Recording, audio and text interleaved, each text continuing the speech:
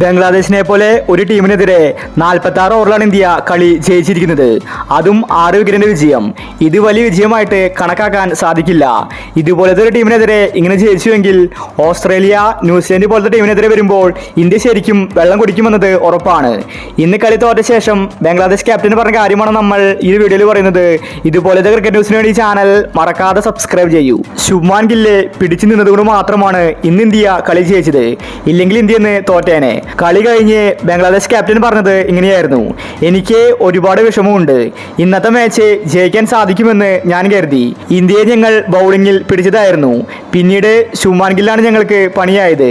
അല്ലെങ്കിലും ഇന്ത്യക്കെതിരെ കളിക്കുമ്പോൾ ഞങ്ങൾക്ക് പേടിയാണ്. ഇന്ത്യയെ പോലെ ഒരു ടീമിനെതിരെ വിജയിക്കാൻ സാധിക്കില്ലെന്നത് ഞങ്ങൾക്ക് ഉറപ്പായിരുന്നു. എങ്കിലും ഞങ്ങൾ ഇന്ന് മികച്ച കളി പുറത്തെടുക്കാൻ ശ്രമിച്ചു. പക്ഷെ ഞങ്ങൾ പരാജയപ്പെട്ടു. ഇത് ഞങ്ങളൊരു തോൽവിയായി കണക്കാക്കുന്നില്ല. ഇനിയൊരു വട്ടമെങ്കിലും ഞങ്ങൾക്ക് ഇന്ത്യക്കെതിരെ കളിക്കാൻ സാധിച്ചാൽ ഉറപ്പായിട്ട് ഞങ്ങൾ ഇന്ത്യൻ ടീമിനെ തോൽപ്പിക്കുമെന്ന് ബംഗ്ലാദേശ് ക്യാപ്റ്റൻ വ്യക്തമാക്കി. ഇന്ത്യൻ ആരാധകർ ആവേശത്തിലാണ്. ചാമ്പ്യൻസ് ട്രോഫിയിലെ ആദ്യ കളി തന്നെ ഇന്ത്യ ജയിച്ചിരിക്കുകയാണ്. പക്ഷേ ഇന്ത്യയുടെ കോച്ച് ഗംഭീർ അത്ര ആവേശത്തിലല്ല.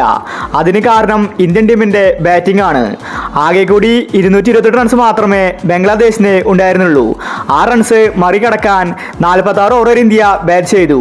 ഇങ്ങനെയാണെങ്കിൽ മികച്ച ടീമിനെതിരെ ഇന്ത്യക്ക് ജയിക്കാൻ പാടാണ്. ബൗളിംഗിൽ നിന്ന് ഇന്ത്യ മികച്ച പ്രകടനം തന്നെയാണ് കാഴ്ചവെച്ചത്. 35 റൺസിൽ ഇന്ത്യ 5 വിക്കറ്റ് നേടിയിട്ടുണ്ടായിരുന്നു.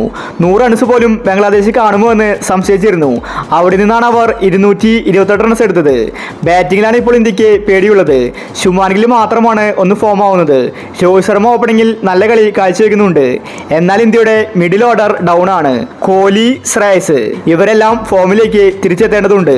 അപ്പോൾ നമുക്ക് ഇന്ത്യയുടെ അടുത്ത മാച്ചിന് വേണ്ടി കാത്തിരിക്കാം. ഇതുപോലത്തെ ക്രിക്കറ്റ് ന്യൂസിന് വേണ്ടി ചാനൽ മറക്കാതെ സബ്സ്ക്രൈബ് ചെയ്യൂ.